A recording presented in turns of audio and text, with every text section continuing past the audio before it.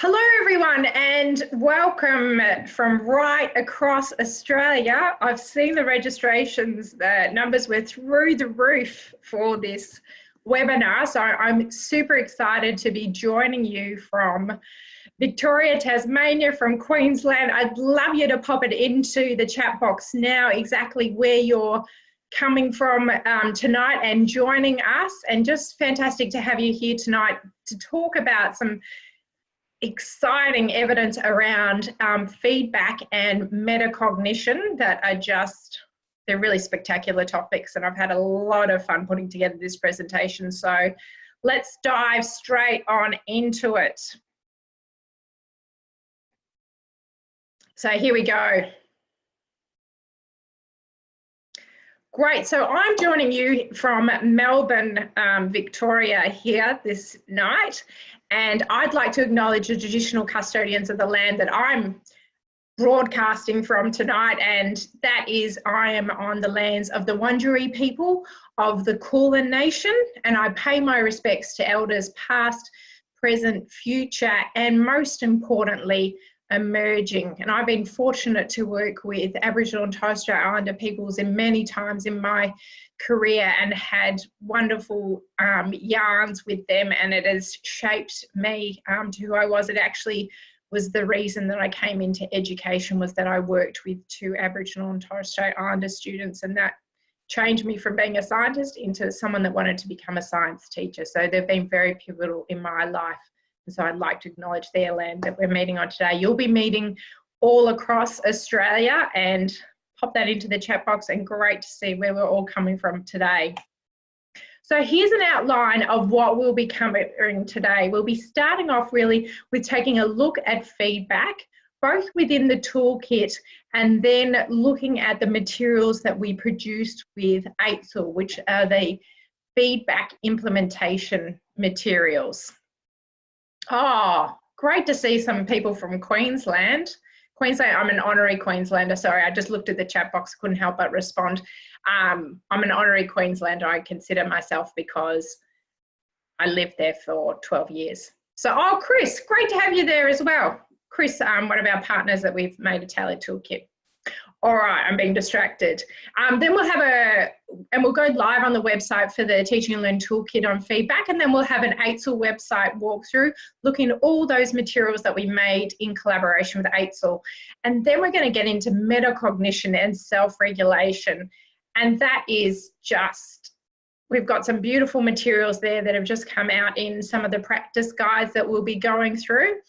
And then looking at really, and I want this to be as practical as possible, looking at really practical ways that you can turn that evidence into action in your classrooms or at the school leadership level for your students.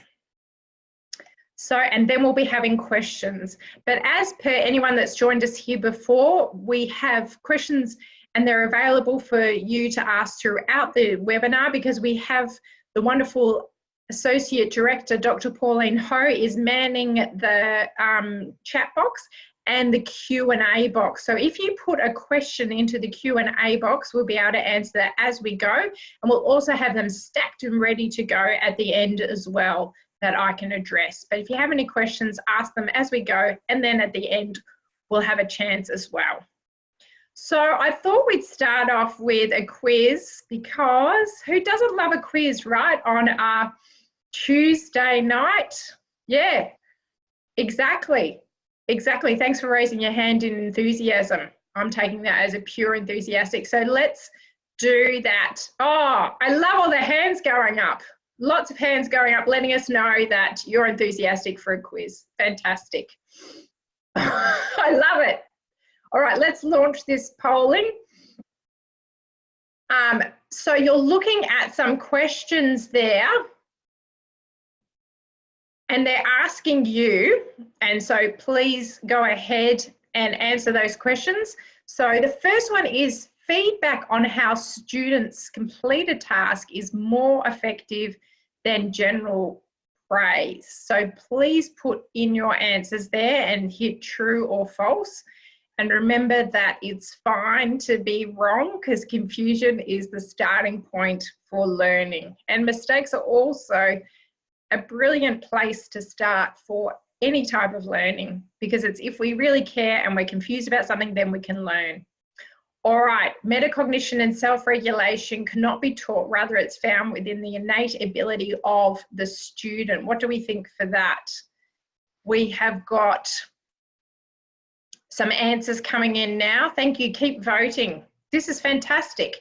All right, and then the third and the trickiest question that I put in there for you today is feedback for students is most effective when targeted to, and what I'm looking for you to do there is to list the most effective, so from most effective to least effective. So most to least.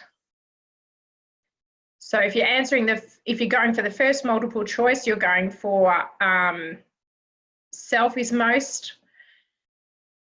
Great, we've got some great, fantastic answers coming in. Good response rate. We've got 44% of you have voted. I'm going to leave it open for a little bit more so that we can have a chat about it once we've done. What are we on? Oh, excellent. Okay. I'm going to address the first question. So yes, giving feedback on how students complete a task, or specifically what strategies they use to complete that task, is far more effective than general praise. We'll be going specifically into some research around that from Carol Dweck, and also from a recent book from John Hattie as well on feedback, which we'll take a bit of a deep dive into praise, because I think it's of a real interest. And it's a bit of a tricky one too, because we don't want to say praise altogether is bad, but if we can praise targeted to the right areas, then that's fantastic. All right, yep, everyone saw number 2 almost coming. Was that, no, that's a false. We can definitely teach our students metacognition and self-regulation. We'll be looking at how we can break down those broad concepts into smaller concepts today, and then looking specifically what do they look like in certain subject areas.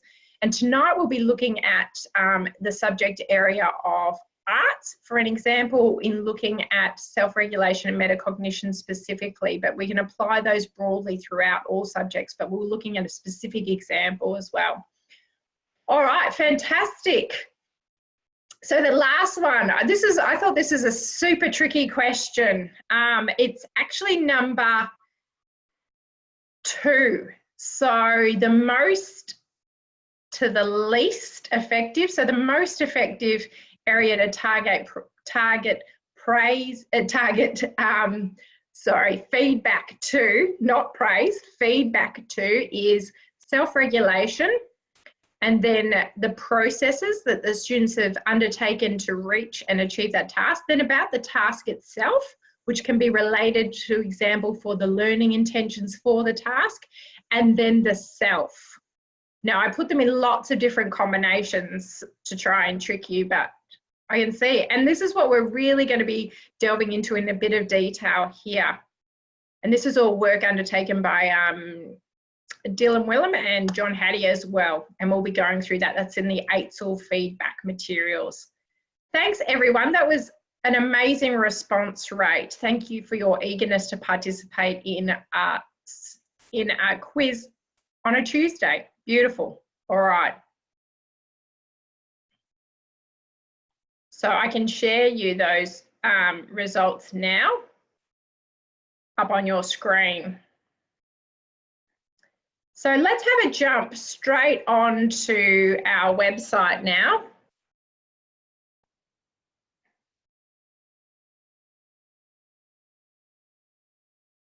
Fantastic. Thanks, guys, for keeping that chat going. So if we jump onto the website, and we can see here the front page of the website, if we jump onto the toolkit, so if you'll jump onto the toolkit, you can tap along at home, or you can just follow me along on screen.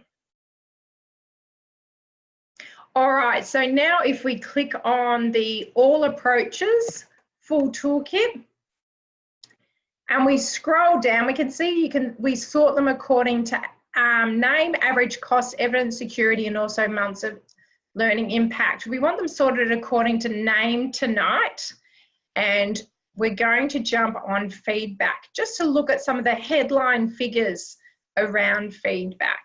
All right, so if we click on feedback, what does that bring up for us? It brings up the average cost, which is low, and we're really advocating for a position not for increased teacher marking. We're increased focus on specific areas that will be useful for progressing students' learning. So really decreased marking for increased success is my formula. I was a teacher, I still am a registered teacher, and I do not want to increase any teacher's workload in any way, especially my English teacher friends out there. My best friend in teacher education was in English, and so I was acutely aware of the marking load.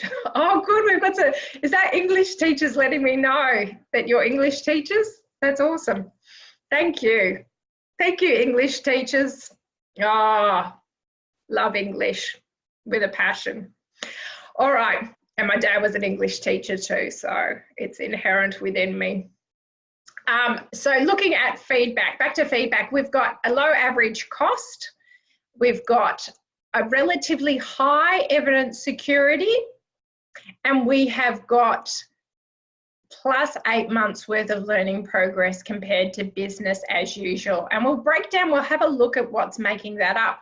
We've got the what is it, the how effective is it, which we'll be going into a bit of detail. How secure is the evidence? What are the costs and what should I consider? We'll be going into the what should I consider a bit more when we're really delving into what is a good definition for feedback and what good feedback looks like to give to our students, and what are some of those touch points that we looked at in the quiz that are really important to us making a difference to our students for the least possible work for ourselves. All right, fantastic. Now, if we have a look at the references, and we've just recently moved these online, so I'm pretty excited just by clicking that button and not having a PDF pop up, and now we've got an API feed, which has been an exciting process. And for you, you can click on all these resources and they'll take you out to that specific study. What we have here is a summary of effects table. And that lets us know the spread of the effect sizes. What I'm going to do is just jump back to the presentation and show you a slide of what that spread actually looks like in real terms. So that should be coming up for you now, and you can see that's the spread of effect sizes for feedback. That's the names of the studies that we were just looking at. And this is our mean weighted effect size. And this has been calculated by weighting the number of students in each one of those studies. So the more students in the studies, the higher the weight and the more weight that it carried towards the mean weighted effect size. So that's the spread of our effect sizes. And you can see they're quite wide, aren't they? So we really want to be thinking about what are the ones that are really effective and have a positive, strong impact. But you can see that they are all positive, which is fantastic, and some are stronger than others. All right, so if we jump back onto the website,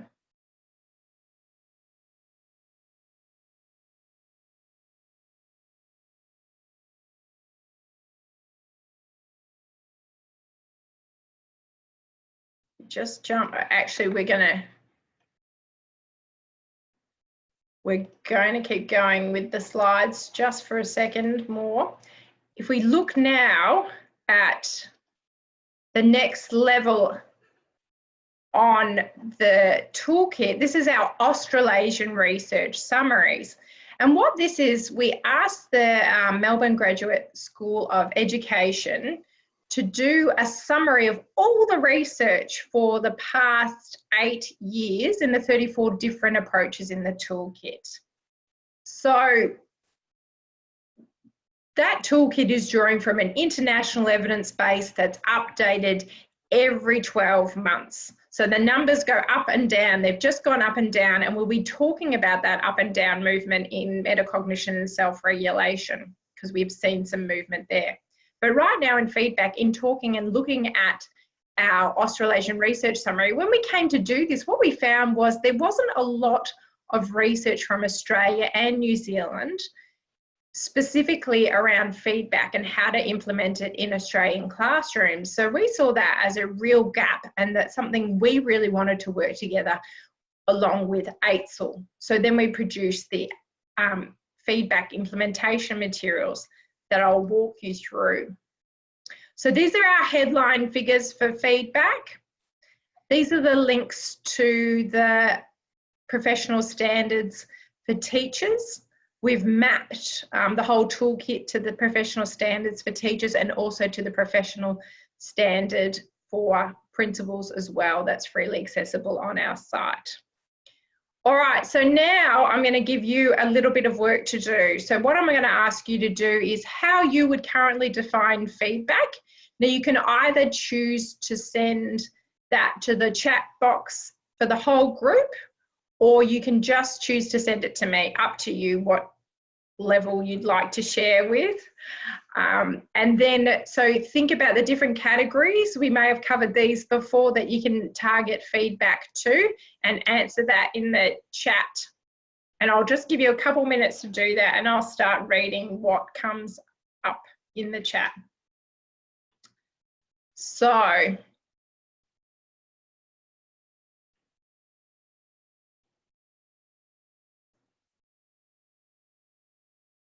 great. Yes, lovely. Process important, self-important. Yeah, anything that feeds learning forward. Love that. Thanks, Kristen. That's a really important element. Well, it's not feedback if it's actually not taking your student to the behaviours that you want to see more of and the learning that you want to see more of. Specific and timely, some very important words. And we know ourselves, if we receive specific and timely feedback, that can be useful, and we can change our practice almost immediately to respond to that. Moves learning forward. Lovely. Thanks, Vicky. Fantastic, guys. Lovely, rich answers. Thank you. Yeah, oh, I like that. I like the medical analogy. So we're saying it's immediate. We're looking at it. We're diagnosing the situation. It's not a post-mortem. That's not going to give us any information. It's about giving it as we go so that our students can make changes and improve their learning. Lovely. Just in time. Fantastic. Yeah, rubrics developed with students can be very effective. And rubrics can be fantastic too, also communicating that feedback as well to other groups such as parents. Fantastic, thank you. Excellent, this is amazing participation, everyone. Where am I now and where do I go to next? Thank you, Diane. Wow, thank you, everyone. That's so impressive. That's lovely. All right, great. Keep putting them in there because you're letting each other know as well.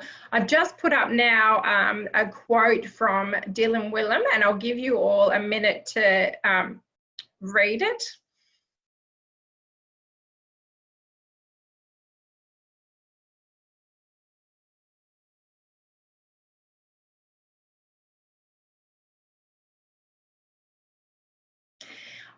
Oh, lovely. Thank you, Susanna. Engaging students as the providers of feedback. Feedback to teachers themselves. That's incredibly important. And I've been very fortunate to be part of a project up in the Northern Territory working with 17 schools there around student agency and about students really having meaningful ways to express the best ways that they learn to their teachers and give feedback to teachers. Thank you, that's an excellent point.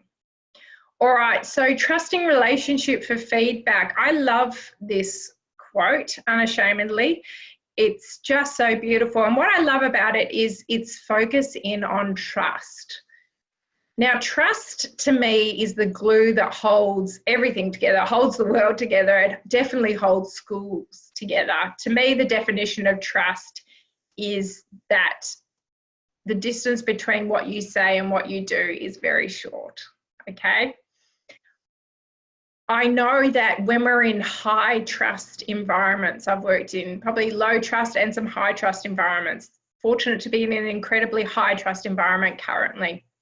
In this high trust environment, when I get feedback, I action it immediately because I know that it's going to be for the best of evidence learning and the best for myself as well. And it will take me a while to make those changes. We know that the neuroplasticity in the brain means we can make changes, but it'll take us about 3 months to establish a new habit. But I'm happy to establish a new habit based on the feedback that I receive. And it's the same for our students.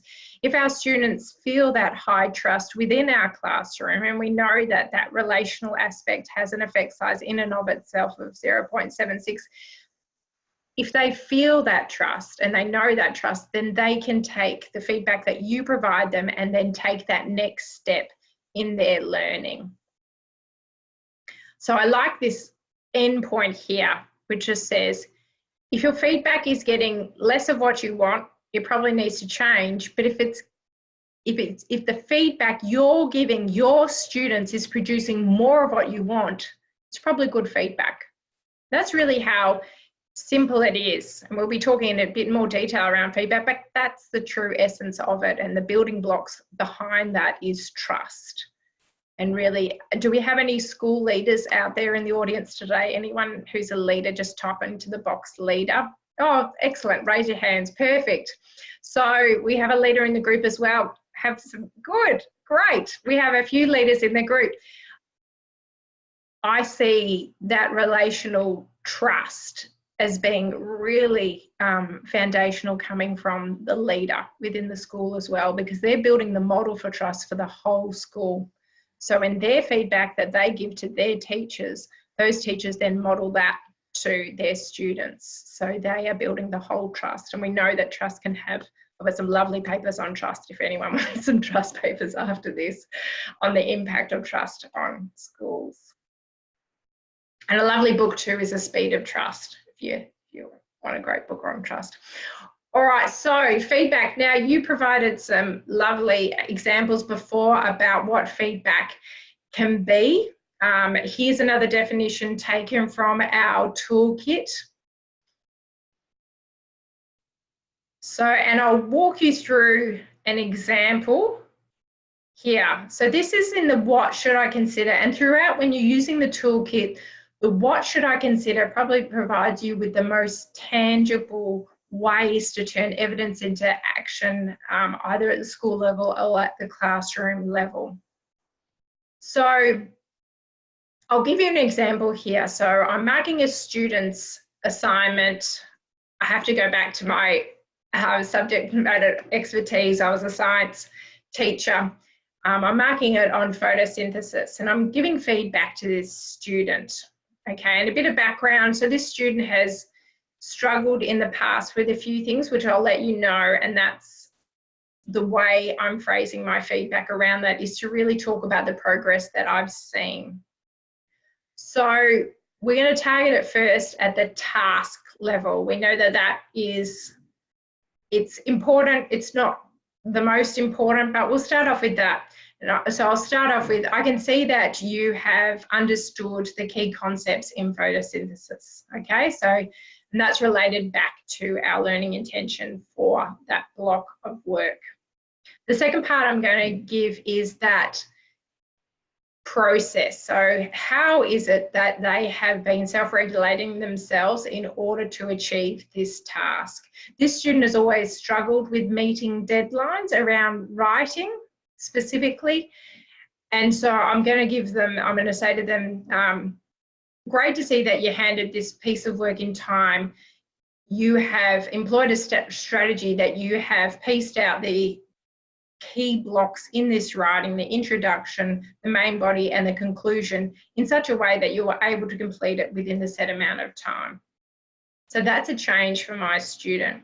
What my student isn't doing particularly well in this assignment is they're not making good links from each paragraph to the next. So I'm going to say to them, to improve on this essay, try and make sure that you have strong links from one paragraph to the next. So that's me giving feedback in that format to the student around that piece of writing. And we'll go through some other examples as well. So I couldn't help but include the photo of me and Carol, because it was a pretty exciting moment when I met Carol Dweck. When was it? It wasn't this year, it was last year at a Holt conference, so that was pretty exciting. So I put that up there. So I think we've all heard probably something about Carol Dweck's work. Raise your hand if you've heard something about Carol Dweck's work currently. Yep. Yeah, we're getting a high amount of people saying, yep, I've heard of that before. Good. Fantastic. I'm going to expand a bit more about that with some current writings from John Hattie as well around this. So in the ATEL feedback materials, we did cover this work from Carol, and there's a summary of it in the spotlight piece. And so we know that if we say to our students and we praise them for their intelligence, say you're smart, you did a brilliant job, they can develop sort of it's a way that they perceive themselves as being fixed, in that they can't make improvements to that. That's just who they are. And so they can become, even though it sounds counterintuitive, less confident, less resilient, less motivated, and have decreased effort in response to setbacks. This is because when they come across something that is difficult, if they've always found it easy in the past and they perceive themselves to be an intelligent person, well, then they're like, well, I shouldn't be having a problem with this because I'm intelligent. It should come to me easily. So we don't want to really focus in on giving praise around something that the students can perceive is fixed and saying that that's what did it. We want to really think about what was the strategy. So I love this quote from Carol, which was just in the Atlantic, but it's a lovely Q&A if you want to read a brief Q&A. I think she really cuts to the chase, because there's been some problems in how this being implemented across different schools everywhere in the world, to say the truth, because it's a bit of a tricky concept. So I'm just going to read her words verbatim. They're lovely words. I say praise the effort that led to the outcome or the learning progress. Tie the praise to it, not the effort, but the strategy. Students need to know that if they're stuck, they don't just need effort. You don't want them redoubling their efforts with the same ineffective strategy. So I think that's quite elegant and gives us good reasons as to where to target the praise to. All right, and now visible learning feedback has just come out. So a whole book on, can even do a prop shot. Yes. Which I've been diving into.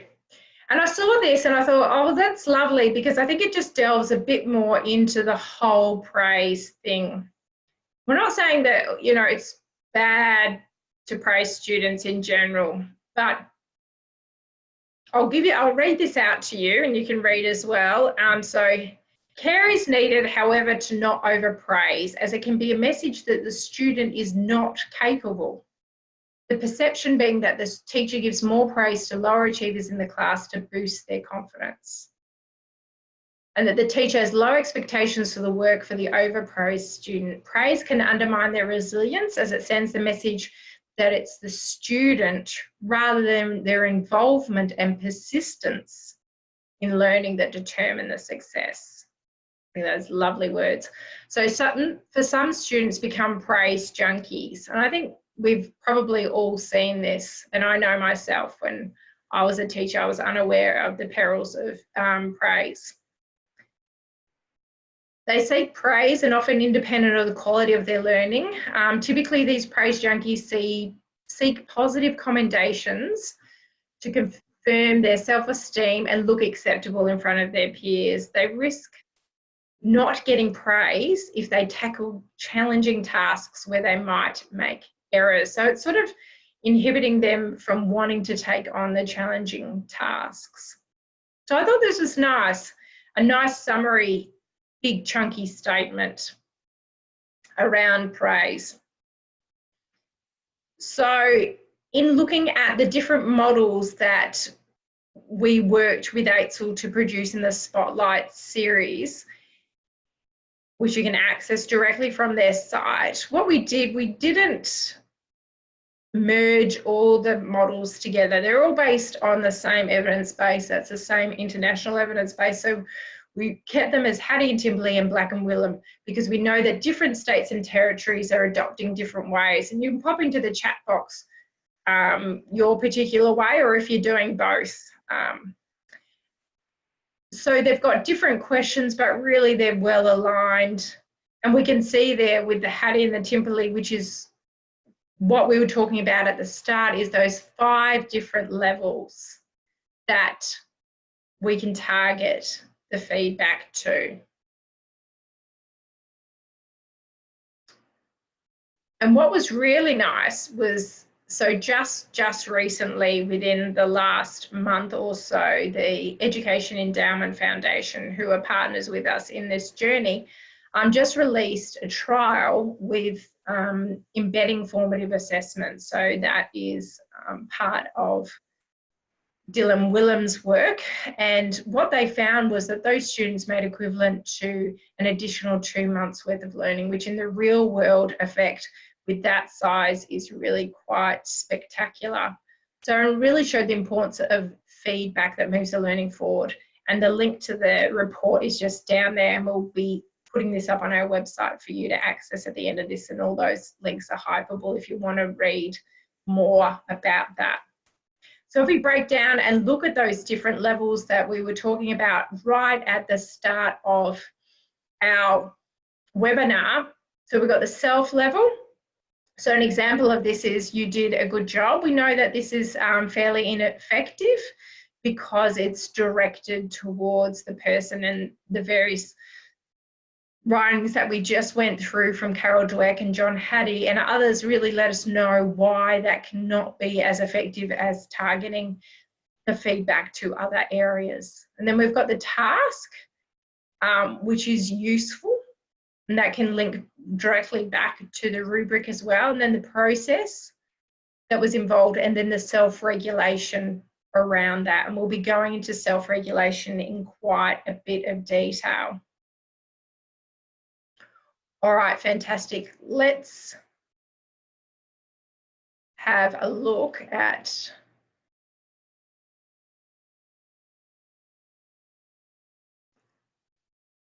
the resources that we can find on the Eitzel website. We've provided the link there too. So there's just a basic, it's quite nice, just the feedback animation if you want to have a look at that initially. This is the Spotlight piece, which is probably, I mean, I'm a bit biased. I like all the pieces that were produced in this material, but I particularly like this Spotlight piece because what it does, it summarizes the literature quite succinctly and then has quite clear ways that you can link that to your practice within the classroom. So that link there will take you directly to the Spotlight piece. Then what we also have is feedback case studies. So there are both written and video case studies of exemplary practice at different stages of their feedback implementation journeys from around Australia. So that's quite an exciting resource as well, and you can use that to have a look and say, okay, is that school a bit like us? What does that look like in a primary setting? What does it look like in a secondary setting? What does it look like in science specifically? They go down to that type of level. And then what we have on the site is the different resources, and they're categorized until the different places in implementation. Okay, so starting off with the user guide, and then we've got a readiness check, which obviously we check before we start. And then within the planning, we've got other resources, implementation, and then evaluation as well. And then what I've done in these next couple of slides is these are clickable links directly to the website, and that outlines some of the other key documents that are there. And I've just summarized what the meaning of the type of feedback technique is, and then give you a practical example around that. I think we're all quite familiar probably with learning intentions and success criteria, but that just gives you a few more examples around that. Then we've got collaborative planning, and this is looking at professional learning communities, and I've got some different links there, including a link to Beyond PD, which has a lovely table which compares all the different types of structures you can have in a PL and what evidence base there is to back those up, which I particularly love. And then we've got, for example, a bump it up wall, which is where we have an annotated, and I can see some of you, who's familiar with a bump it up wall? I can see that some of you are familiar with that. Yep, lovely. So that's where we have annotated samples of different parts of a work, and then that way students can go and have a look at the assignment that they're completing at the moment, and have a look at a real example of a student, say, working at, depending on what your grading system is, say at an A level, a B level, a C level, etc. And they can get an idea of, okay, what do I need to do to take that piece of writing to the next step up? And that's a bump it up wall, which I think is quite lovely. And of course, rubrics, which you thoughtfully brought up at the start. So now we're going to jump into, so that's a bit of a summary around those materials, and they're all available free on both our website and the AITSL website for the implementation materials. And now we've got metacognition and self-regulation, which I think is a really exciting topic and something that I think is a little bit of a mystery sometimes, can be a bit of a mystery, and we're just getting to know what this really looks like in the class setting. So really excited to bring that to you here today. So first of all, I'm going to get you to do some heavy lifting for me, and I want you to write in there, what would you define as metacognition, self-regulation? Again, you can choose to respond to the whole group or just to me. Do you think that they're helpful skills for students? And so enter that into the box, and I'll read out some of those responses.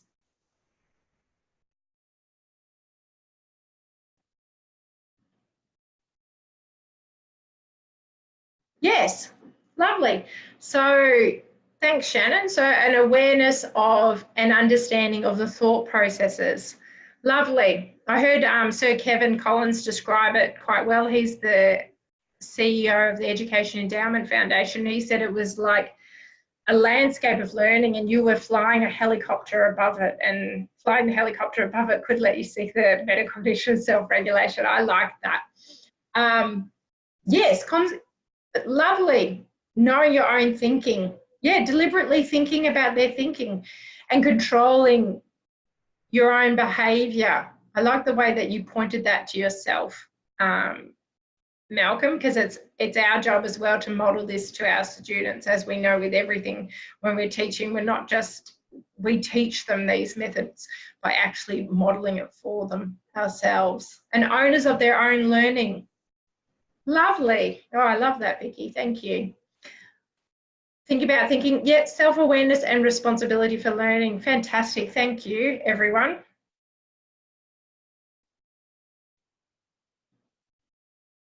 So this goes into quite a lot of detail. So we can say that there are 3 different elements within metacognition and self-regulation. Okay, so we've got the cognition, and cognition, as the word sounds, is the mental processes involved in knowing and learning. So these can be subject specific. So for example, knowing what equation to use when you're presented with a specific maths problem. And you'll be guided through that by, so for example, problem pairs in mathematics, or making different brush marks with different brushes in art. And then we've got metacognition as a whole. So this is where learners monitor and purposely direct their learning. So they're checking if the technique that they're currently using, so for an example, a memorization technique, is accurate, and they're selecting the most appropriate cognitive strategy for the task they're undertaking.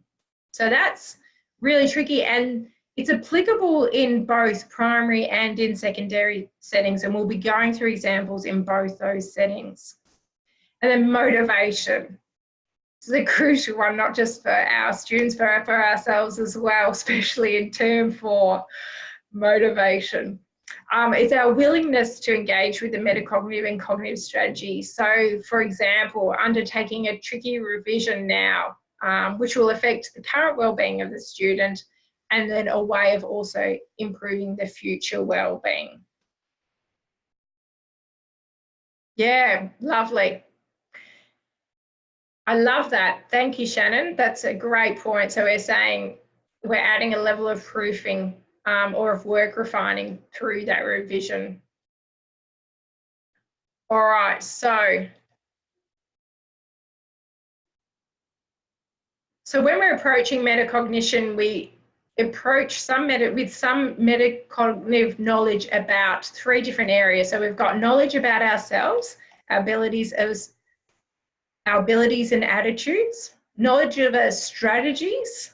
And this is what we were talking about before when we were talking about in feedback and targeting the feedback to the strategies. So we'll be going through some of those strategies and thinking about, well, that's where we need to target our feedback for, because it can be just so powerful. Not doing the same thing over and over again as some of our students will do, and even ourselves as adults will do, rather than doing the most effective way. And then knowledge of the task, the particular type of activity. And then we've got metacognitive regulation. So that's planning how to undertake the task, working on it while monitoring the overall strategy. So we can think about it like shown in this diagram here, which I really love, and I can say that I didn't make this diagram, so I can say it even more. So we're planning, and then we're thinking about in our cognition, what are the types of strategies that will be effective? What is our knowledge of ourselves as learners, and what is our knowledge of the task in particular, all in that cognition bit. And then we're saying, okay, then we're going to monitor and we're going to evaluate. And this is something we can model to our class, and then they can do themselves. And no doubt you're all doing this within your class right now. Yeah, great point there. Be prepared to look and improve at looking at different types of strategies. Now, I thought I'd use a bit of a different example here. So this is metacognition and self-regulation in paintings. I was fortunate to spend a lot of time evaluating arts programs. So I'm quite passionate about the arts. I'm quite passionate about Vincent. So I thought these things work together quite well. So in the planning stages, what are the types of questions that our students can be asking of themselves after we model to them these types of questions? Of course, there'll be ones applicable in maths, ones applicable in English as well. So what resources do I need? Have I done a self-portrait before, and was it successful? What have I learned from examples we looked at earlier? Do I need a guide to keep my features in proportion, which we all know, if you've ever drawn a self-portrait, can really go awry if you don't have that line guide. Am I doing well during the monitoring? Do I need any different techniques? Is there anything I need to stop and change and do? Evaluation, how did I do? And did my line guide strategy work? So then being constantly willing to be an active and engaged in part of the learning process. And was it the right viewpoint to choose? Now, what's been interesting in metacognition and self-regulation. So these are the spread of the studies, like we were looking back in feedback, but this is the spread of the studies in 2017. So we had a mean weighted effect size of 0.62, which is translated into 8 months worth of learning progress.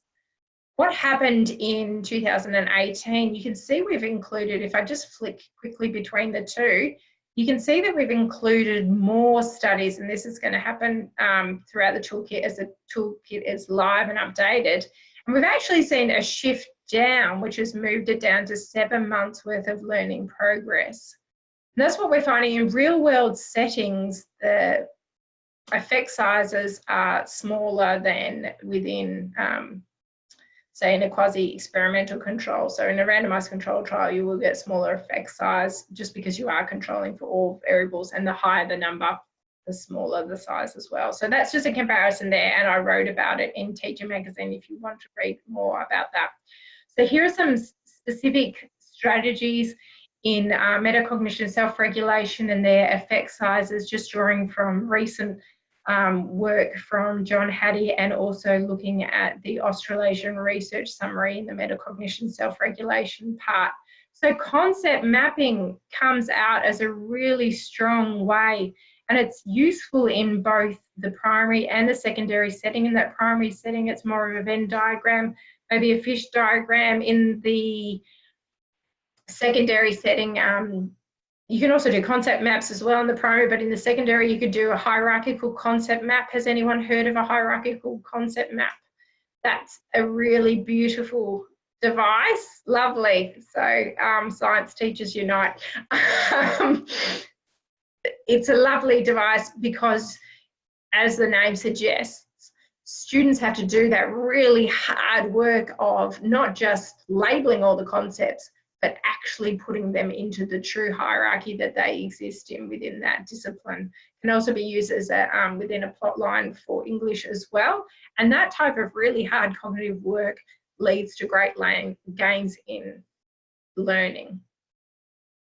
I remember I did it myself accidentally. I didn't know it was called a hierarchical concept map when I was doing my PhD in science, and I spent, I think it was 2 days mapping out all the different concepts that were involved in my PhD, and I remember those 2 days, and that taught me a lot more than a lot of the other times. And that's sort of the power of the hierarchical concept map.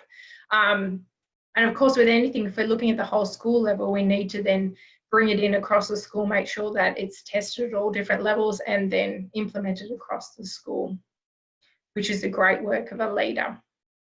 Then we've got self-consequences, so students deciding rewards and punishments for themselves. I've tried that with an N of 1 currently with my son, but we can see an effect size here that generally works. I try it with myself as well, and most times it works.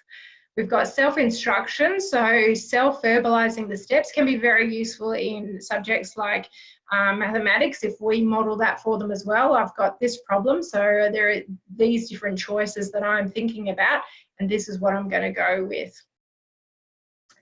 We've then got self-evaluating, so checking the quality of the work prior to handing in. And here are some other ones as well. So we've got help seeking, keeping records, so it's just note taking, rehearsing, memorizing, goal setting and planning, goals, timeline, and self-monitoring. So these are all different ways that we can help our students to grow in their self-regulation and metacognitive strategies that underpin those as well. So when we're thinking about all this work, this is the conceptual model that we use to think about it. I'll just whip through these. And it's really the heart of all our work, and why I'm doing this here tonight is putting you at the centre of it. So we've put you are teachers and leaders are at the centre of all our work, and everything we do is really about that. And the first part is really to encourage evidence-based practice, that you're the ones that are going to take the evidence and make it into practice in your classroom. The second is that for you to monitor the impact of your work. And the third is that we need both practitioners and policymakers and researchers working together. And we really want these to be driven by questions that you care about and that you want to see answered and are meaningful to you. We'll whip through these. I think you know you're here with me tonight at, we're almost, you know, at 7 o'clock and it's a Tuesday night. It's hard to find time to engage with research. It's an overload of information to process and there's insufficient contextual information. That's why we say that they need to undergo the following steps to really make that evidence to be meaningful and useful for you. So we're saying it needs to be synthesized, it needs to be transformed. Synthesis we see in the work of the toolkit and the work of John Hattie, Mazzano and others. And then we need engagement. That's what we're doing here tonight. You're engaging with these materials and then you need to implement it on your site and measure the impact. And what we talk about measuring an impact for us is the impact evaluation cycle. And I'll take you through the steps of that now. So we've just got the point where you're identifying your an area that you want to improve in for your school currently. That's your impetus. And then in the awareness and analysis, you're looking for information that has been synthesized, that has been transformed. Maybe you're looking at the teaching learning toolkit like we were tonight. You want to improve feedback based on feedback from your students. And then you're looking to adopt and adapt. So adopt with the highest fidelity possible according to what the research says, and then adapt based on individual students' needs, and then acting, evaluating and adjusting through an implementation cycle, and then making the difficult decision to embed or admit based on the evidence that you have coming in. So we're saying that this top is when you make a change in your school, and at the bottom is when you evaluate. So evidence-informed decision-making, really about taking your whole self to this. So all the experience, and you've got so much experience that you bring to your roles. You might want to type into the chat how many years you've been in your roles currently so I get an idea. Or in education, tell me how many years you've been in education, bringing all of that and then combining that with the evidence and then the knowledge of your students as well. 15, 28, 25, 12, 28, amazing, 10, amazing amount of professional expertise in this webinar. 40 years, oh, that's amazing, good on you. And it all really comes down to, you know, blending that evidence with that moral purpose of why we're all here, and that's to improve learning outcomes for our students because we want the best for them. Oh, that's amazing. Okay, 15 years, 20 years, fantastic. Good on you, passionate educators. Oh, you're making me feel inspired. All right, hierarchy of evidence. So we're saying that there is different evidence that can be useful at different times. We're saying at the top end are our systematic reviews, and then we've got randomized controlled trials, quasi-experimental designs. I've been fortunate to do one of those myself. That was super fun with the song room. And then realistic reviews are also important, and case studies as well. So all the time really gathering qualitative and quantitative evidence is crucial. This is the way we work. This is what we do. We're really all about building, sharing and encouraging use of evidence. So we build through our Learning Impact Fund, which pairs a program of promise with an independent evaluator. And we've just had one report released on thinking maths, which really goes into a lot about metacognition and feedback in mathematics, and that had a +2 months impact on primary students. So that report is freely available on our website. We also have our teaching and learning toolkit, which I've taken you through today, and we've tailored these to different evidence bases, including that of Chris Ramsden, who's on the line with MindLab, to his model here today as well, and then to models all across Australia. So depending on what state and territory from, there is one appropriate for you. And then we have our practice guides, like our feedback implementation guide, And then I've been out and talked face-to-face to over 4,000 educators across Australia since I began in this role. And I must say, like tonight, this is one of my favourite parts of my role is being able to share this with you. All right, this is our Learning Impact Fund. And then we're going to open up the floor for questions.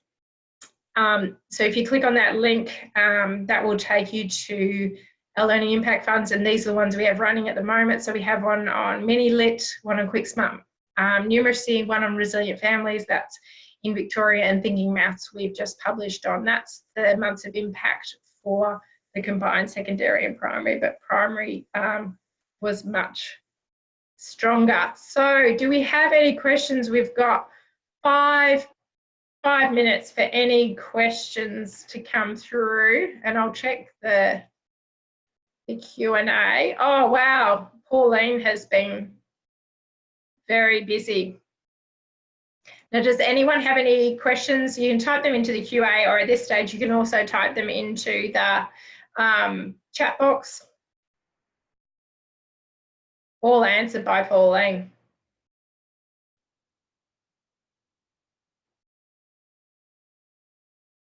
Lovely. Well, if we haven't got any other questions, I say we go to the next slide and you get out of school a couple of minutes early. I'll flip through to the next slide. If we haven't got any unopened, oh, wait a sec, open for, have a look. Yep, 12 months of learning, thanks. Thanks, Ben, great question. So what we've done there, we've said on average, okay, and this is on average, and we know that there is variation within that. I'm more than happy to have a longer discussion with you about this too, Ben, is that on average, we know that students make one standard deviation in learning. So we've said that 12 months of learning is equivalent to one standard deviation learning, which is equivalent to an effect size of 1. So then we divided that up, and you can see the divisions of that on our website as well, which shows you the breakdown of how we've translated each month, but it's just divided by 12. So great question there, Ben. Yes, we are definitely open to other suggestions for future studies to inform future lifts, definitely open to that. And that is something that Dr. Pauline Ho does, but you can send an email to me, and I'll send that on to her as well. So I think I've answered those questions. So thank you very much for your questions and your eagerness to ask questions at this stage of the night. So moving on from this, some of you might have joined our Evidence-Informed Educator Network. You can subscribe to our newsletter. It's coming out at the end of this month. It comes out every month. We normally write a blog or interview someone, so there's some type of new generated material within that, and lets you know where we'll be presenting. As well, in person, which I know I'll be presenting 3 times next week at the Global Implementation and Evidence Summit. So that's going to be exciting here in Melbourne next week. If anyone's there, come along. Follow us on Twitter and Facebook. I'm also on Twitter, more than happy to connect with you, and that way we have a back channel for conversations as well. And any feedback on this, so feedback on a webinar about feedback, I would really appreciate, because I need my plus 8 months worth of growth per year as well. So yeah, good question. I've just glanced back at the questions. Yeah, so just divide it by half, Ben, if you've just done it in a 6-month period. Good question. Great question. Fantastic, everyone. So that's a wrap. If anyone has any other questions or follow-up, please contact me directly on that email. More than happy to have ongoing conversations about my favourite things in the world, which is really the toolkit. And we're really here about looking at best practice in education and helping that spread throughout Australia, and it's a privilege to be in this role and to be working with such amazing educators from across the world. Okay, everyone, take care and have a great night.